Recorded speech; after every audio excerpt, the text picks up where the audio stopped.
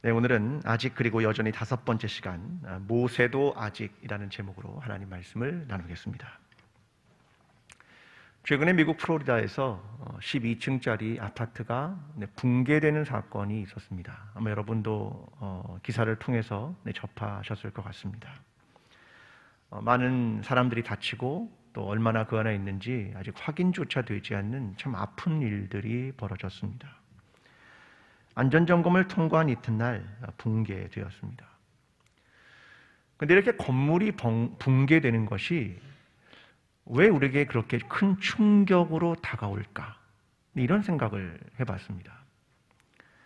그 이유는 콘크리트로 지어진 건물이 무너질 수 있을까?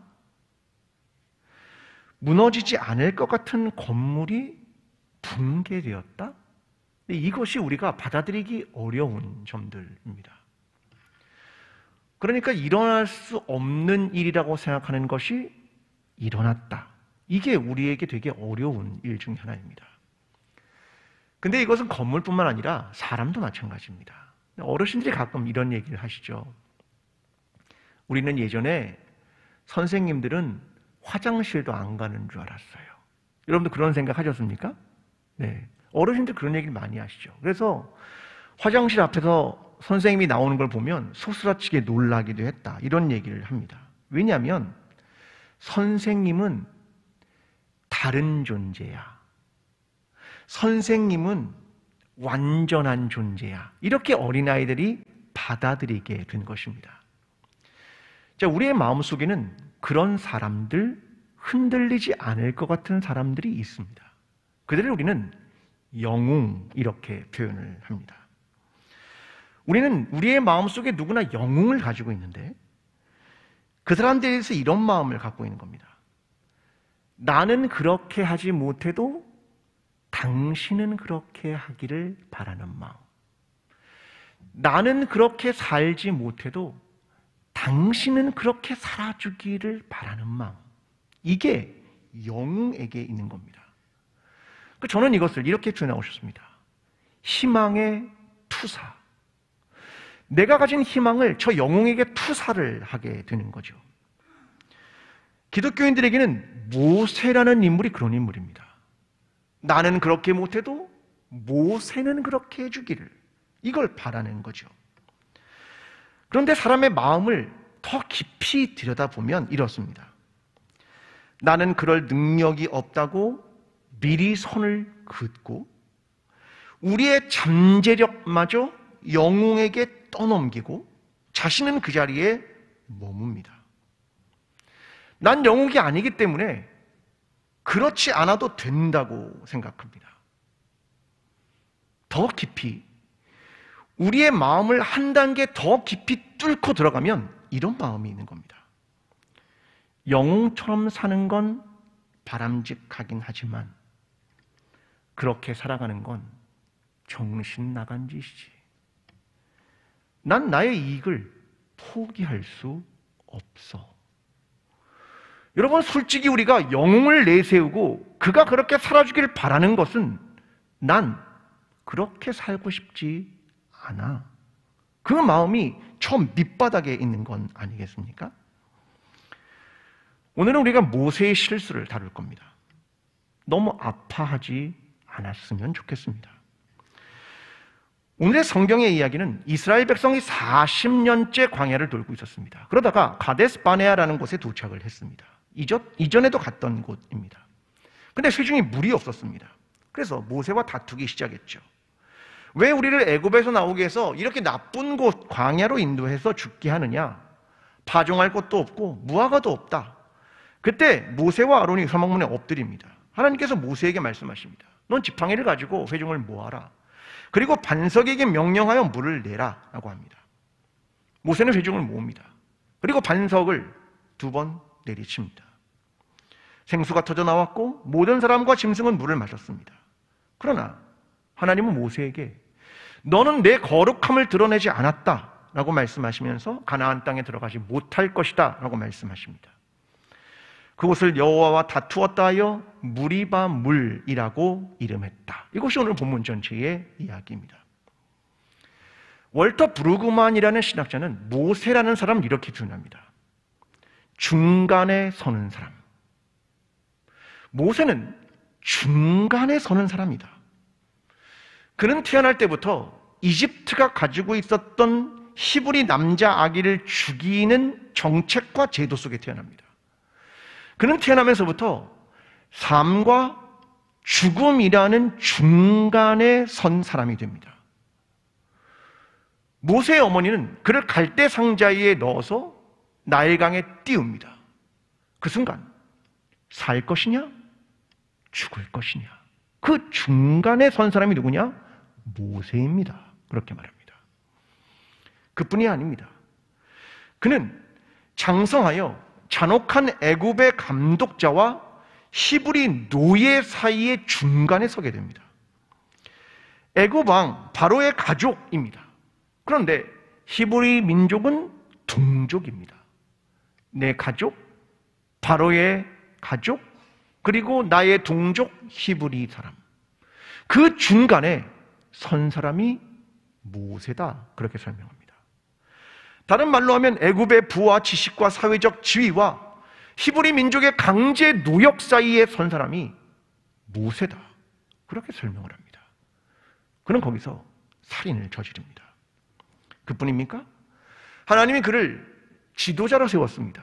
그는 하나님의 말씀을 전해야 하는 것과 백성의 이야기를 들어야 하는 것, 이 두 사이에 중간에 선 사람이 누구냐?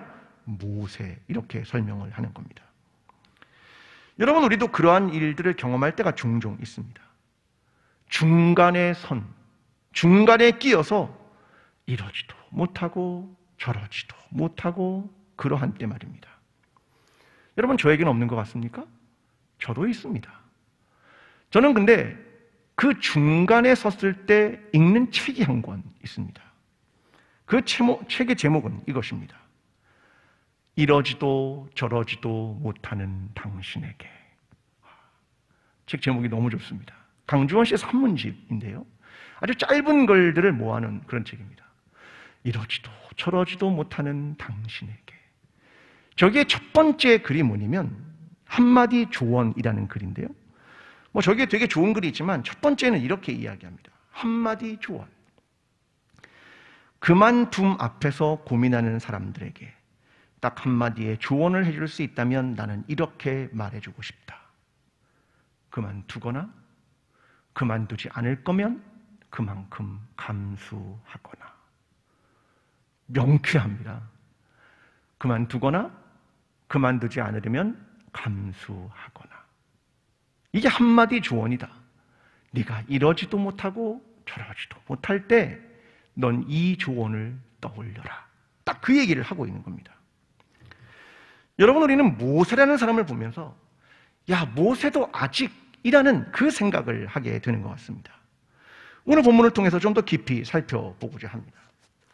자, 가데스 바네의 상황은 물 없음이라는 상황입니다. 이러한 일들을 여러 번 반복을 여태까지 해왔습니다. 그런데 또다시 그걸 만났고 이스라엘 백성은 거기에 불평을 또 막 쏟아내고 있는 겁니다. 자, 민수기 20장 5절이 이렇게 말합니다. 너희가 어찌하여 우리를 애굽에서 나오게 하여 이 나쁜 곳으로 인도하였으나 이곳에는 파종할 것도 없고 무화과도 없고 포도도 없고 석류도 없고 마실 물도 없도다. 백성은 이 광야를 나쁜 곳 이렇게 표현합니다. 이 말은 고약한 곳, 그런 말이거든요.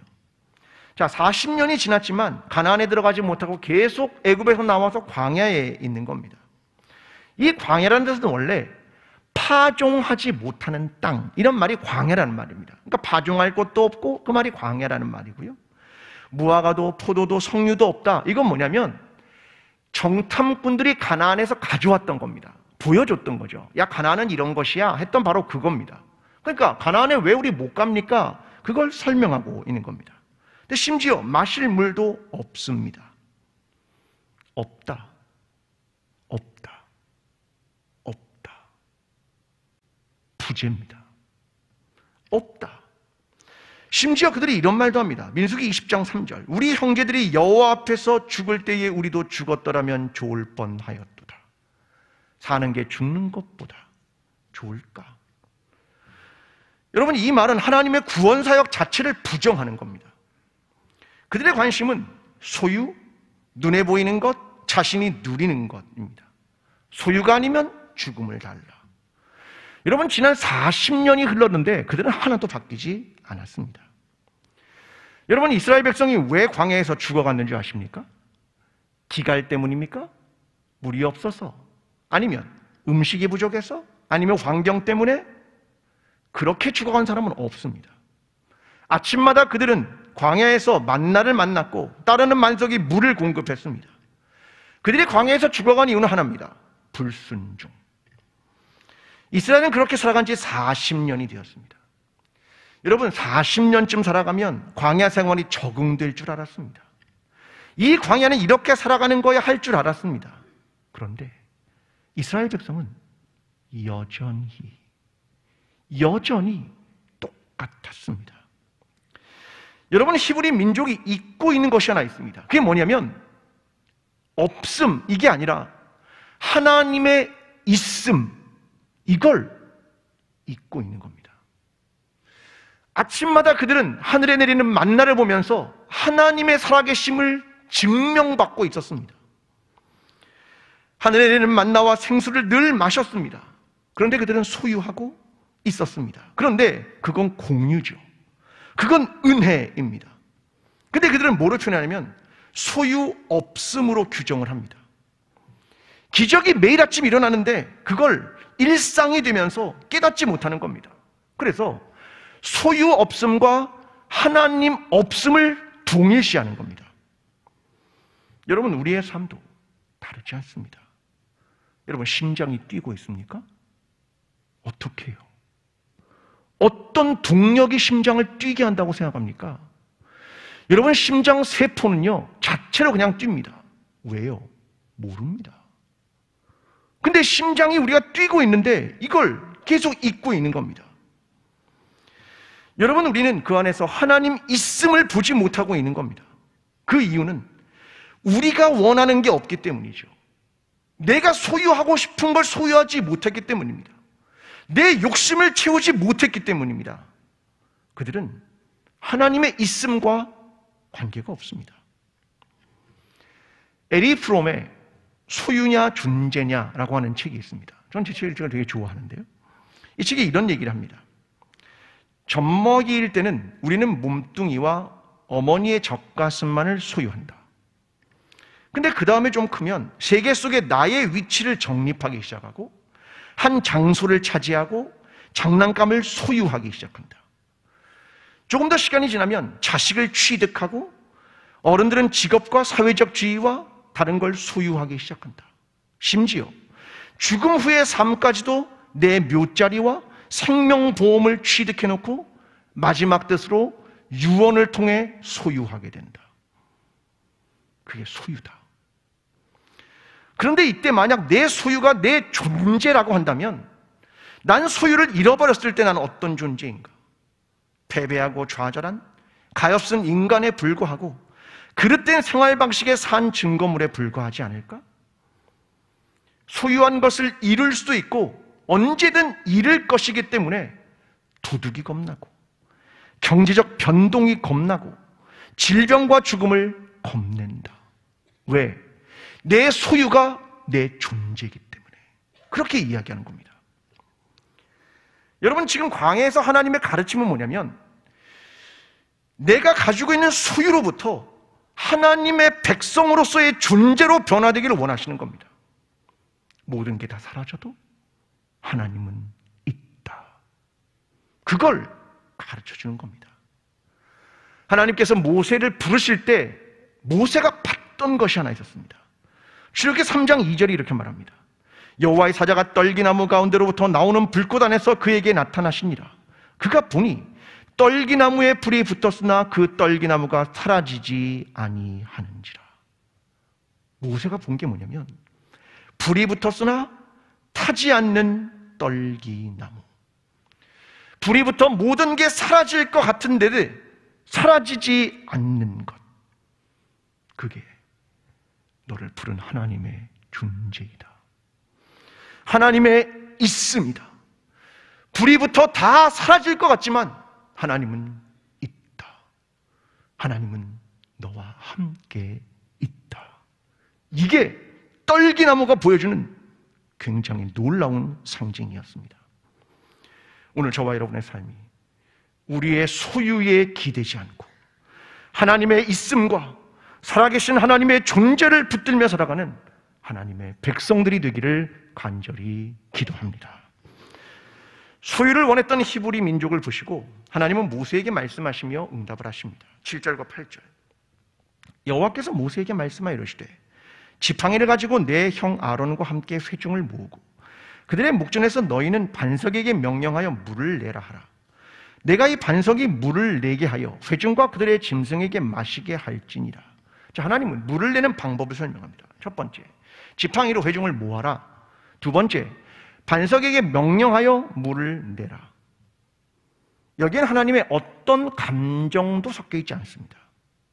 다른 거하고 똑같은 이야기를 하시는 겁니다. 그런데 모세는 감정을 드러냅니다. 10절과 11절. 모세와 아론이 회중을 그 반석 앞에 모으고 모세가 그들에게 이르되 반역한 너희여 들으라.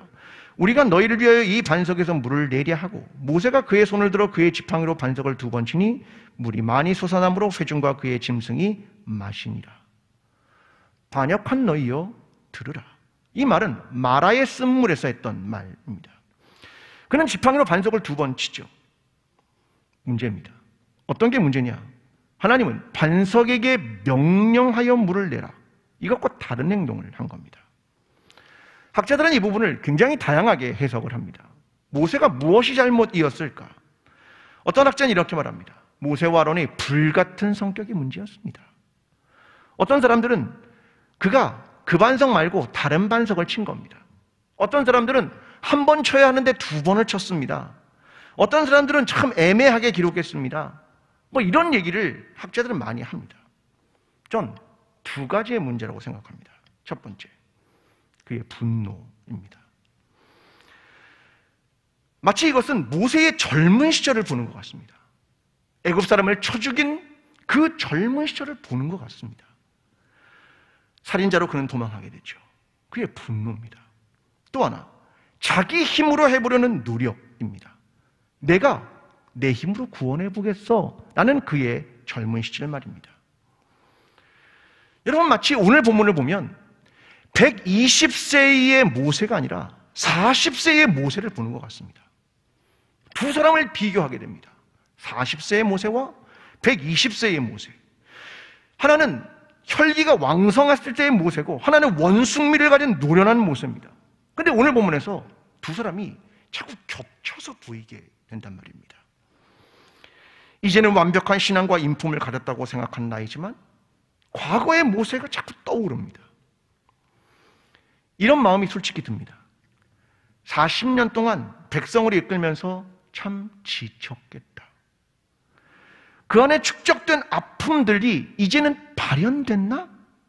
그런 생각도 해보았습니다. 근데 여전히 제 마음속에 모세를 편들고 싶구나. 그를 영웅으로 두고 싶구나. 그런 마음이 생겼습니다. 여러분, 현실은 모세도 아직일지도 모릅니다. 여러분, 우리는 이런 질문을 합니다. 현재의 내가 과거로부터 통틀어 지금 내가 제일 나이가 많은 건데 과거의 나보다 지금이 많으니까 통틀어서 지금이 내 인생에서 가장 신앙이 성숙한가? 아니면 내가 임종이 가까워 왔을 때 내 모습이 내 인생을 통틀어서 가장 신앙이 거룩한가? 이 질문 말입니다. 여러분, 100년이 넘은 교회는 20년이 넘은 교회보다 훨씬 더 거룩한 공동체가 된 것인가? 만약 다르지 않으면 무엇이 문제인가? 저는 이후에 하나님께서 내가 어릴 때부터 신앙생활을 했는데 그동안 성숙한 신앙을 보여달라고 그러면 난 보여줄 수 있을까? 그 질문을 스스로에게 던집니다. 그래서 우리는 우리의 삶의 흔들림 속에서 누구도 자신할 수 없는 것입니다. 여러분, 그래서 끝까지 하나님을 붙들어야 하는 것입니다. 나의 가능성이 없음을 생각하며 하나님을 붙들어야 하는 것입니다. 물을 낸 것은 흔들리지 않는 반석이었습니다. 고린도전서 10장 4절은 이렇게 말합니다. 다 같은 신령한 음료를 마셨으니 이는 그들을 따르는 신령한 반석으로부터 마셨음에 그 반석은 곧 그리스도시라. 우리를 따라다니며 물을 공급하고 있는 건 따르는 반석이었습니다. 그 반석은 무엇이라고 말합니까? 그리스도다. 반석이신 그리스도, 그가 물을 내는 분이다. 이것이 성경이 말하고 있는 것입니다. 오늘 저와 여러분의 삶, 우리는 믿을 수 없습니다. 그러나 흔들리지 않는 반석 되신 그리스도, 그분만을 붙들고 살아가는 저와 여러분의 신앙이 되기를 간절히 기도합니다. 여러분, 이 일로 모세는 결국 가나안 땅에 들어가지 못하게 됩니다. 광야에서 멈추게 됩니다. 출애굽한 모든 백성이 희망하는 건 가나안 땅, 약속의 땅에 들어가는 거죠. 근데 하나님은 모세에게 청천벽력 같은 얘기합니다. 넌 가나안에 못 들어가. 12절입니다. 여호와께서 모세와 아론에게 이르시되 너희가 나를 믿지 아니하고 이스라엘 자손의 목전에서 내 거룩함을 나타내지 아니한 고로 너희는 이 회중을 내가 그들에게 준 땅으로 인도하여 드리지 못하리라 하신다. 넌 내 거룩함을 드러내지 못했다. 그래 가나안에 못 들어가. 자, 가데스, 카도시, 이 언어 유희입니다. 가데스에서 카도시, 하나님의 거룩함을 드러내지 않았다. 그 말하는 거거든요. 결국 13절에 여호와께서 그들 중에 그 거룩함을 나타내셨더라. 하나님은 스스로 있는 그 하나님이 스스로 내 거룩함을 나타내신 겁니다. 모세는 이후에 하나님께 간구합니다. 신명기 3장 25절 26절 구하옵나니 나를 건너가게 하사 요단 저쪽에 있는 아름다운 땅, 아름다운 산과 레바논을 보게 하옵소서 하되 여호와께서 너희 때문에 내게 진노하사 내 말을 듣지 아니하시고 내게 이르시되 그만해도 족하니 이 일로 다시 내게 말하지 말라. 모세는 너무 아쉬웠죠. 하나님, 가나안에 가고 싶습니다. 하나님, 지난 40년 동안 내가 인도했는데 거기 가고 싶습니다. 그 땅을 밟고 싶습니다. 하나님, 너무 허무하지 않습니까? 이런 질문을 했지만 하나님은 단호했습니다. 아니, 여기까지야. 결국 모세는 멀리서 가나안 땅을 눈으로만 보고 세상을 떠납니다. 전 여기서 소명이라는 단어를 떠올렸습니다. 소명, 하나님의 부르심이라는 말입니다. 우리는 이 소명이라는 단어를 어떤 일을 시작할 때 이야기합니다. 하나님 시작할까요? 말까요? 하나님의 부르심은 무엇입니까? 출발선상에서 설명을 합니다. 혹은 목회자에게만 설명을 합니다. 소명 받으셨습니까? 여러분, 그런데요, 모든 그리스도인은 다 소명을 받은 사람들입니다. 여러분의 직장에서 여러분은 소명을 받은 사람이고 여러분은 그리스도인으로 소명을 받은 사람입니다. 근데 오늘 본문은 마지막 소명에 대한 얘기를 합니다. 끝. 너의 삶은 여기 광야에서 멈춰라. 여러분, 민수기 20장은요 굉장히 슬픔이 묻어있는 장입니다. 왠지 아십니까? 20장 1절에 첫째 달에 이스라엘 자손 곧 온 회중이 신광에 이르러 백성이 가데스에 머물더니 미리암이 거기서 죽음에 거기 장사되니라. 모세의 누이며 여성 지도자였던 미리암이 죽었다. 이렇게 시작합니다.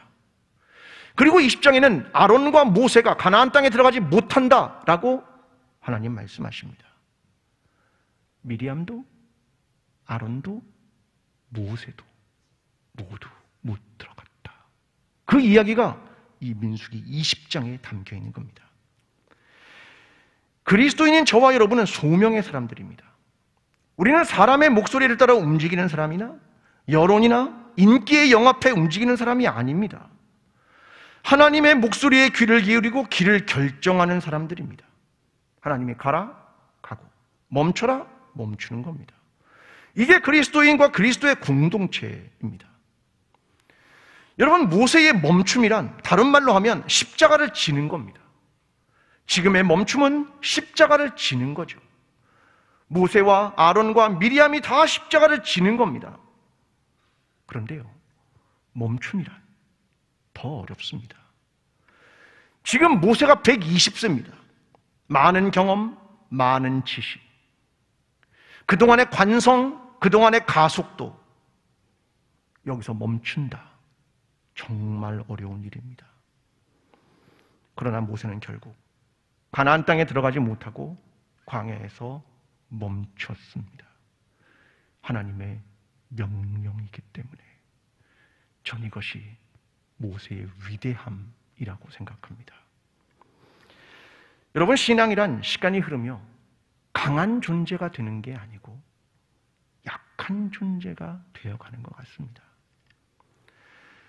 신앙이란 시간이 흐르며 무엇인가를 더 소유하는 게 아니라 더 내려놓는 것 같습니다. 신앙이란 시간이 흐르며 내 승리를 얻는 게 아니라 실패를 끌어안는 것 같습니다. 가끔 어르신들이 이런 말씀하십니다. 내가 약하고 내가 병들었는데 목사님 그냥 벗삼아 살아가는 것 같아요. 내 아픔을 그냥 친구처럼 살아가는 것 같아요. 그 말이 저도 조금 이해되기 시작했습니다. 여러분, 바울이 고린도 후서에서 자기의 육체의 가시를 위해 하나님께 3번을 간구합니다. 하나님, 내 육체의 가시를 좀 없애주십시오. 3번이나 하나님께 간구를 합니다. 그때 하나님이 이렇게 말씀하셨다 라면서 고백을 합니다. 나에게 이르시기를 내 은혜가 내게 족하도다. 이는 내 능력이 약한 데서 온전하여 짐니라 하신지라. 그러므로 도리어 크게 기뻐함으로 나의 여러 약한 것들에 대하여 자랑하리니 이는 그리스도의 능력이 내게 머물게 하려 함이라. 하나님은 그에게 말씀하십니다. 내 능력이 약한 데서 온전하게 된다. 하나님의 능력은 인간의 약함, 그 약함을 통해 역사하게 된다. 그것이 온전하게 된다. 여러분, 이 말씀을 붙들어야 하는 겁니다. 내가 강한 사람이 되면 하나님의 능력이 나타나는 것이 아니라 내가 약할 때 난 강합니다. 왜요? 하나님이 함께하기 때문에. 그렇게 설명하고 있는 겁니다. 여러분, 저를 따라 하시겠습니까? 이는 내 능력이 약한 데서 온전하여 짐이니라. 한 번 더 따라 하겠습니다. 이는 내 능력이 약한 데서 온전하여 짐이니라. 여러분, 우리는 이 말씀을 붙들고 더 약해지고 더 내려놓고 이를 통하여 하나님의 능력이 우리 안에 온전하게 역사하는 것을 경험하게 되는 저와 여러분 광주 제일교회가 되기를 간절히 축원합니다. 기도하겠습니다. 사랑하는 하나님 아버지, 모세의 삶을 통해 우리 자신을 조명해 보았습니다. 모세도 아직 그는 여전히 실수했고 그는 여전히 분노했습니다. 그는 그래서 거기에서 멈출 수밖에 없었습니다. 그는 약했지만, 그는 멈췄지만 우리는 그를 대단한 신앙인으로 생각합니다. 하나님, 그는 죽음을 보지 않고 하나님의 부르심 앞에 길을 갔던 사람이었습니다. 하나님, 우리는 연약한 존재들입니다. 하나님, 그러나 내 연약함을 통하여 하나님의 능력이 우리 안에 온전하게 되는 놀라운 역사를 경험할 수 있도록 우리와 함께하여 주시옵소서. 예수 그리스도의 이름으로 기도합니다. 아멘. 사랑하는 광주제일교회 성도 여러분, 우리는 여전히 죄악되고 연약한 존재임을 하나님 앞에서 고백하십시오. 때로는 우리 안에 분노와 자기 의가 여전히 살아있는 존재라는 것도 고백하십시오. 하나님은 우리에게 멈추라고 하시기도 합니다. 때로는 포기해야 하는 순간도 있을 것입니다. 가나안을 보지 못할 수도 있습니다. 그러나 하나님은 나의 능력이 약한 데서 하나님의 능력의 온전함을 이루실 것을 믿으십시오. 하나님이 여러분과 함께 하실 것입니다. 이제는 우리를 위하여 하늘의 보좌를 버리시고 죄인과 연약함으로 십자가를 지신 예수 그리스도의 은혜와 우리의 삶을 거룩함으로 이끄시는 하나님 아버지의 사랑과 오늘도 삶의 자리에서 우리를 위해 간구하시는 성령님의 교통하심이 나의 연약함을 통해 그리스도의 능력을 경험하며 그리스도의 온전함을 이루기를 원하는 모든 예배자들과 광주 제일교회와 나라와 민족 위에 지금부터 영원까지 함께 하시기를 간절히 축원하옵나이다. 아멘.